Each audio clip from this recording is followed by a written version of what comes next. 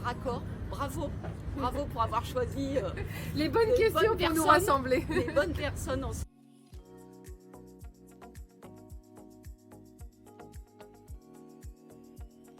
J'y vais, je tire.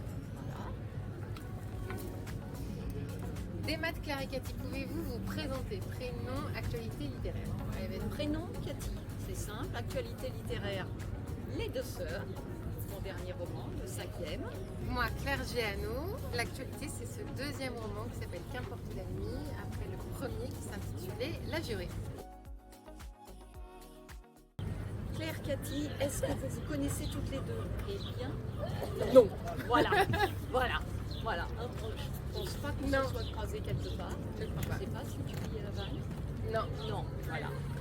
Donc moi, je vis dans le coin, donc voilà. Non, on ne s'est pas croisés. Pensez-vous avoir des thèmes de prédilection communs? Alors moi, je découvre tout juste les thèmes qui m'obsèdent et je dirais qu'il y a la mémoire, la vérité, la justice, la famille. Bon, alors en fait, on a écrit les mêmes livres. Oh non! Voilà. Là, je suis désolée, mais alors on est en plein dedans. Voilà, pareil. Mémoire, passé, famille, les deux sœurs, les liens familiaux, ce qui compte dans notre histoire pour expliquer les gestes et les décisions qu'on va prendre aujourd'hui. Vivez-vous avec les personnages que vous créez? Oh mon Dieu, oui. Ils prennent de la place, je sais pas pour toi, mais moi, ils m'obsèdent. Ils sont là à chaque instant quand j'enfile une chaussette trouée et que je me dis, mais Victoire, jamais elle porterait une chaussette trouée. Ah, Jérôme, peut-être que si. Dans le moindre détail, ils sont là pendant très longtemps. Pour Qu'importe la nuit, avant que j'écrive la première ligne, ils étaient dans ma tête déjà depuis presque un an. Alors là aussi, un énorme point commun, puisque moi, avant chaque livre, il n'y a que des personnages qui sont dans ma tête. Et pour démarrer l'histoire, je prends 1, 2, 3 personnages et je me dis, voilà, je vais écrire une histoire avec eux. Je ne sais pas du tout de quoi ça va parler, si ça va être policier, intimiste, je n'en sais rien, feel good, aucune idée. Ça démarre Je les vraiment par les prends personnages. et je me dis, alors voilà, Zoé et Jeff, ils se rencontreraient où? Une jeune fille à l'hôpital, un SDF, où peuvent-ils se rencontrer? Et ainsi de suite, et je tire les fils. Et l'histoire avance comme ça, je ne sais jamais où. Mais donc les personnages sont centraux. Et il y a même des moments quand j'écris le matin, alors non seulement ils prennent de la place, mais des fois je me dis, je deviens un peu eux. C'est-à-dire qu'à la fin il me faut un relâchement pour me rappeler, tu es Cathy Bonidan et ta vie c'est comme ça. Voilà. Si vous deviez parler de Vannes à quelqu'un qui ne connaît pas, vous diriez quoi? Bah, d'abord la plus belle ville de Bretagne. Vous commencez par ça. Bretagne, oui. Après on peut dire que c'est une des plus belles villes de France. Tant qu'à faire. D'Europe, puis, on peut continuer. après, on se demande si on va le dire aux gens, parce qu'après tout, on est content d'être là. On n'a pas envie que tout le monde vienne. Il faut croire en ses rêves. Cette phrase vous inspire?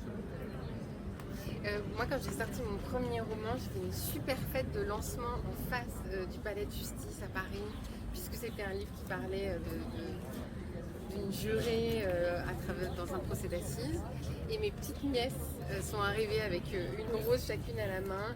Et je me suis effondrée en larmes devant elles. Et je n'avais qu'une seule chose à leur dire, c'était « Voyez, je suis la preuve que les rêves se réalisent, que ce roman est vraiment la suite de ça. » En fait. Et des fois, ça dépasse, parce que moi, je crois que ce rêve-là, qui était en moi, hein, d'écrire des livres, c'était facile, mais de les voir publiés, c'était un pas énorme et je n'ai même pas osé le rêver. En fait, le rêve a même dépassé la réalité. Cathy, vous avez été institutrice. Est-ce qu'il y a une maîtresse qui vous a marqué, Claire? Il y a une prof de français qui nous faisait beaucoup écrire et qui nous a fait écrire un texte à notre doudou d'enfance oublié sous notre lit et qui prend la poussière. Et cette lettre-là, j'ai mis beaucoup de cœur et elle m'en a fait beaucoup de compliments. Donc je l'ai fait lire à mes parents qui à leur tour m'ont beaucoup encouragée et je crois que cette petite étincelle-là, elle a joué. Alors moi je dirais qu'il y a beaucoup d'enseignants qui m'ont marqué, mais effectivement c'est un peu la même chose. j'ai un prof de français, c'était la première fois que le français me plaisait parce qu'il nous faisait écrire avec l'imagination. C'est-à-dire qu'il nous lançait quelques phrases d'un livre et il nous disait allez, partez sur la suite. Et alors ça, moi, j'adorais. À la limite, je ne me serais jamais arrêtée, quoi. Je pouvais avancer comme ça. Et j'ai découvert que le français, ça pouvait aussi être ça, et pas seulement une matière un petit peu rébarbative où on dit il faut écrire ça, placer tel élément, placer. Voilà. En fait, c'est voilà, les histoires de l'imagination, j'ai découvert avec un prof de français. Attention, c'est la dernière. C'est la dernière. Pour vous, écrire, c'est comme. Complétez la phrase. C'est comme un marathon. Oh non, arrête! Et je dis ça, je suis pas Non, du mais- tout sportive, c'est une très Non mais mauvaise c'est idée. attends, là je jure qu'on n'a pas préparé et qu'on s'était jamais vu. Et moi, ce que je dis quand les gens me parlent en me disant c'est comment, je dis j'imagine que si j'avais su courir et faire des marathons, j'aurais eu la même chose, la même sensation. C'est-à-dire que quand je m'arrête le matin, quand j'ai fini d'écrire, je suis bien, mais calme, mais complètement vidée, crevée, lessivée. Et ça ne veut pas dire que la course en elle-même n'est pas difficile par moments, demande des efforts. Voilà, donc moi j'ai en tête, je me dis, j'ai des problèmes de souffle, j'ai jamais pu courir, et je me dis si j'avais pu courir, peut-être que finalement je n'aurais pas écrit. Et donc, alors là, on est totalement raccord. Bravo, bravo pour avoir choisi Les bonnes les questions bonnes pour nous personnes. rassembler. les bonnes personnes ensemble, parce que là,